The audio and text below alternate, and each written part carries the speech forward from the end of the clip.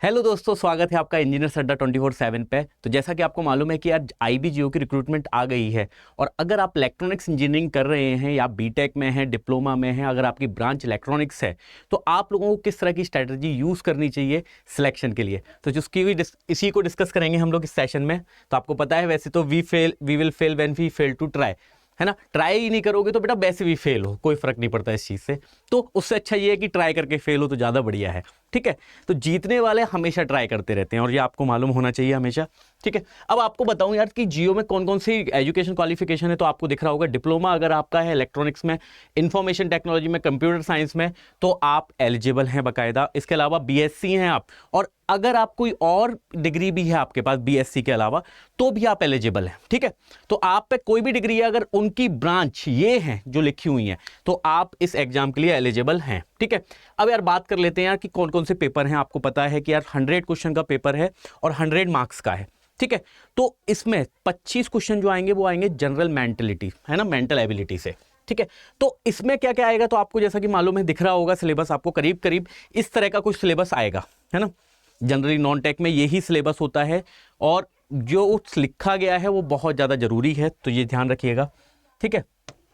तो यहाँ पे अगर आप देखेंगे तो आपके पास पूरा एक तो हिस्ट्री है, करंट अफेयर्स है, ये तो है ही, और इसको पढ़ने के लिए बहुत ज़्यादा टाइम लगता ही है क्योंकि ये तो हमारा रेगुलर वाली प्रैक्टिस है, तो इसकी बात तो नहीं करेंगे अभी, ठीक है। आपको मैं बता देता हूँ। इसके अलावा आपके पास एप्टीट्यूड है, ठीक है। एप्टीट्यूड में आप बहुत कुछ कर सकते हो, डाटा, ये कोड डिकोडिंग, डाटा इंटरप्रिटेशन, ये इस तरह के टॉपिक्स ऐसे हैं जिन पे क्वेश्चन हमेशा बनते ही हैं नॉन टेक में।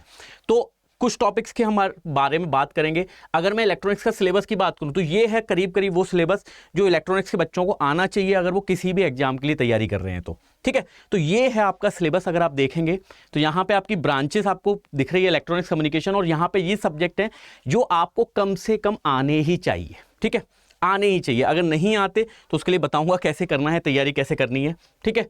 अगर मैं बात करूं पेपर की, तो पेपर आपको मालूम है यार 75 क्वेश्चन आएंगे टेक्निकल के। अब टेक्निकल सेक्शन मतलब जो आपको मैंने अभी सेक्शन दिखाया था उसमें से आपको एक अच्छा खासा वेटेज दिखेगा, यानी 75 क्वेश्चंस का, और 25 क्वेश्चन का दिखेगा जनरल मेंटल एबिलिटी का, ठीक है। अब तैयारी करनी है, सबसे बड़ी बात सर तैयारी तो करनी ही है। तो देखो इसका दो तरीके हैं, इसमें स्किल टेस्ट, अभी आगे की बहुत सारी चीज़ें हैं, पर पहले अपन सिलेक्शन की बात करेंगे केवल कि सिलेक्शन किस तरह होगा, है ना। तो यहाँ पे अगर आप देखोगे तो आपके पास दो सेक्शन है, 25 मार्क्स क्वेश्चन का और एक 75 क्वेश्चन का। अगर इसमें से बात करूं मैं कि सिलेक्शन कितने मार्क्स पे हो सकता है, सर पहले तो मैं ये दिमाग लगाऊं कि अगर मुझे सिलेक्शन लेना है तो मुझे कम से कम कितने क्वेश्चन करने पड़ेंगे, ठीक है।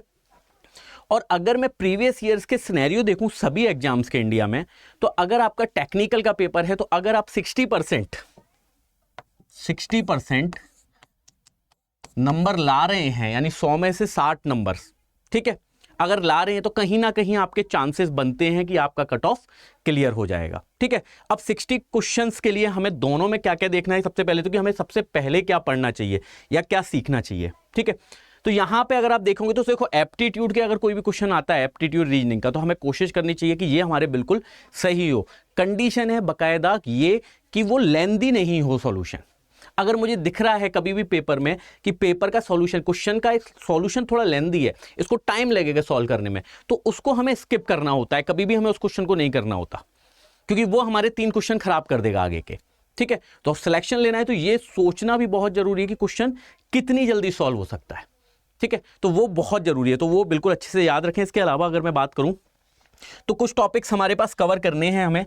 कौन कौन से, एक तो पढ़ना है percentage, number system, time works, ठीक है, प्रॉफिट लॉस। ये वो टॉपिक्स हैं जिनमें हमें कुछ ना कुछ बेसिक्स आता है, बेसिक कुछ समझ में आता है, यानी क्योंकि मुझसे कहेगा कि यार 20% का फायदा हो तो मुझे दिखता है कि कितना फायदा होगा अगर टोटल रकम कितनी है तो, ठीक है।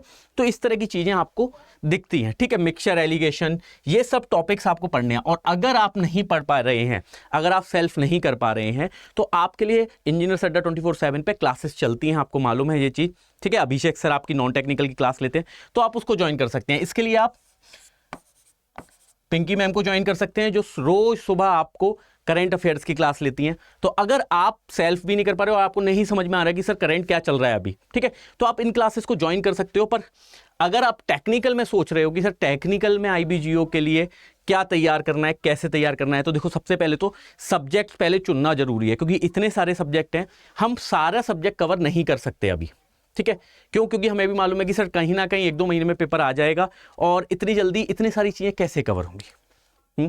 तो वो चीज़ ये है कि इसके लिए आपको करना क्या है, सबसे पहले तो कि आपको इनमें से सब्जेक्ट डिसाइड करने हैं अगर आप सेल्फ कर रहे हैं, और उसके लिए भी आपको कौन कौन से सब्जेक्ट तो बहुत ज़्यादा जरूरी है जो करने हैं। पहला है नेटवर्क थ्योरी, ये करना ही करना है आपको। इलेक्ट्रॉनिक डिवाइसेस आपको करना है, ठीक है, डिजिटल करना है, ठीक है, लीनियर सर्किट करना है, ये सब्जेक्ट आपको करने ही हैं, है ना। मेजरमेंट आप रुक के कर सकते हो क्योंकि याद करने का सब्जेक्ट है बहुत ज़्यादा, तो आप इसको रोक सकते हो कि यार इसको मैं आखिरी में इसके नोट्स देखूंगा और सीधे इसकी पढ़ाई कर लूंगा, ठीक है। सिग्नल सिस्टम आप कर सकते हो, ये भी बहुत जरूरी सब्जेक्ट है। इसके क्वेश्चन नहीं मिलेंगे पर कम्युनिकेशन इसके बिना नहीं बनेगा, ठीक है। अब आपको मैं ये बता देता हूं सबसे पहले तो कि यार इनमें से आपको कौन कौन सी क्लास की आप तैयारी अड्डा 24/7 से अभी कर सकते हैं। तो नेटवर्क थ्योरी की आपको पता है कि 4 बजे मेरी क्लास चलती है, रोज शाम को 4 बजे, जिसमें कंटेंट की बात होती है, यानी कि मैं पढ़ाता हूं और उसके जस्ट बाद अभिनेश सर उनका क्वेश्चन कराते हैं। तो आप नेटवर्क थ्योरी की तैयारी यहां से कर सकते हो, आपको प्लेलिस्ट भी मिल जाएगी प्रीवियस क्लासेस की। अनंत सर सिग्नल सिस्टम में भी पढ़ा रहे हैं, तो आप रात को 9 बजे अनंत सर की क्लास ज्वाइन कर सकते हैं, ठीक है, जिसमें आपको आनंद सर सिग्नल के बारे में पूरी चीज सिखाएंगे ही और साथ में आपको फिर बताएंगे वो कम्युनिकेशन के बारे में भी। तो इस तरह से आप पढ़ाई कर सकते हो यहाँ पे अड्डा 24/7 को सब्सक्राइब करके और काम करके। इसमें थोड़ी सी मेहनत आपको यूट्यूब पे करनी पड़ेगी, पर अगर ये चीजें कितनी तैयार करनी है तो भाई ये भी बहुत जरूरी है कि सर कैसे कैसे तैयार होंगी। तो आपको मैं बताता हूं भाई कि आपको रेगुलर क्लासेस तो करनी ही है, क्योंकि ये तो बहुत जरूरी है, ठीक है। सेल्फ तैयारी में साथ में आपको ये करना है कि आपको 2 से 3 सब्जेक्ट एक बार में लेके चलना है, ठीक है, क्योंकि देखो यहां पे 2 to 3 सब्जेक्ट एक ही दिन में रोज, यानी कि हम रोज कोशिश करें कि 2-2 घंटे 3 सब्जेक्टों को पढ़ाई के लिए दें, ठीक है, पर सब्जेक्ट पर डे, पर सब्जेक्ट पर डे, ठीक है। तो ये तो आपको जरूरी है कि हमें 2 से 3 सब्जेक्ट रोज लेके चलना ही है, ठीक है। और इसके अलावा आपको क्या करना है कि इनके क्वेश्चंस, तो क्वेश्चंस किस लेवल के चाहिए, तो जूनियर इंजीनियर के जो भी आपके पास PYQs हैं, है ना, आप उनको लगा सकते हो, ठीक है।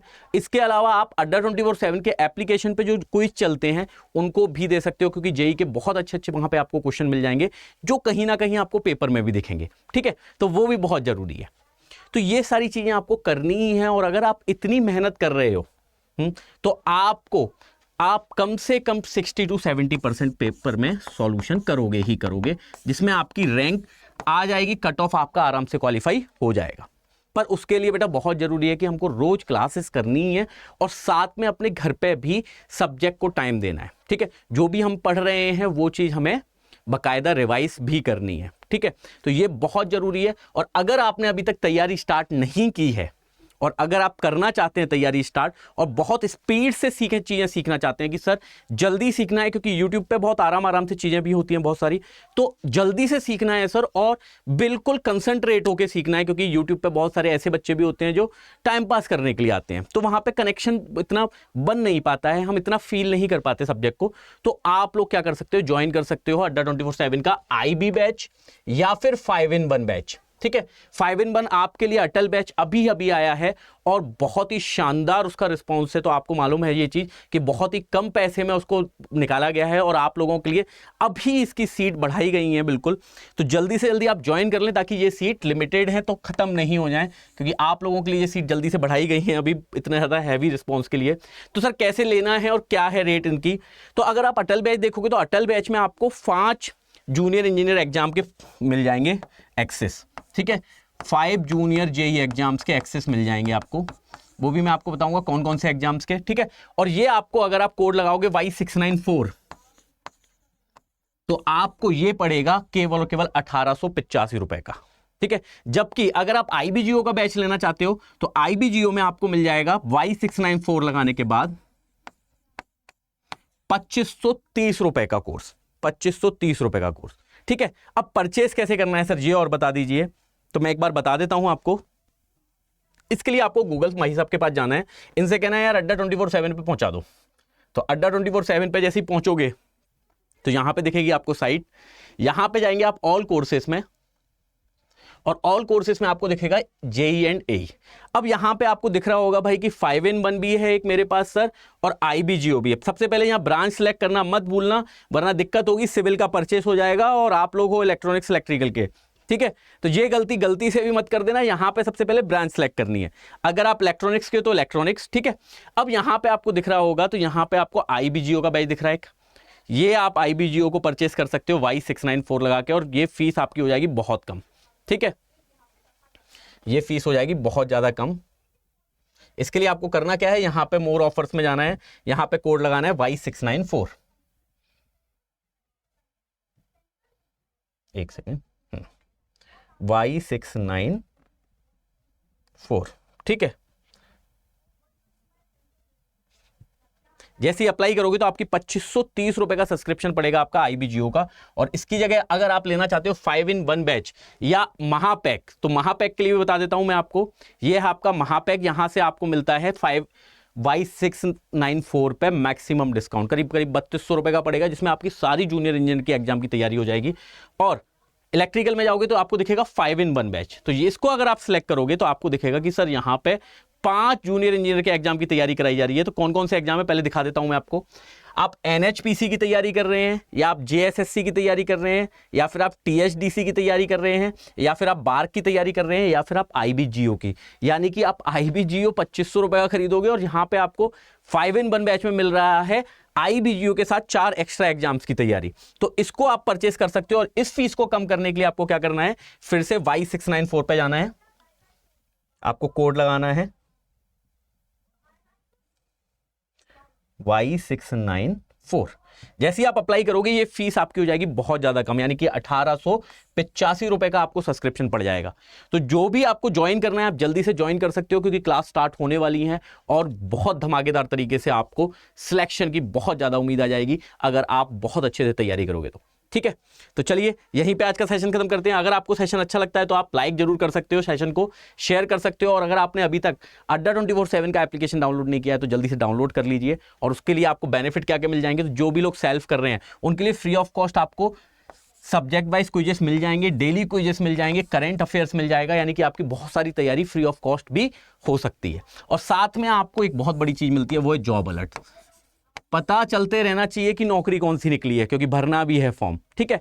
तो चलिए यहीं पे आज का सेशन खत्म करते हैं, मिलते हैं नेक्स्ट सेशन में। लाइक शेयर कमेंट करके जरूर बताएं कि आपको सेशन कैसा लगा। शुक्रिया, धन्यवाद।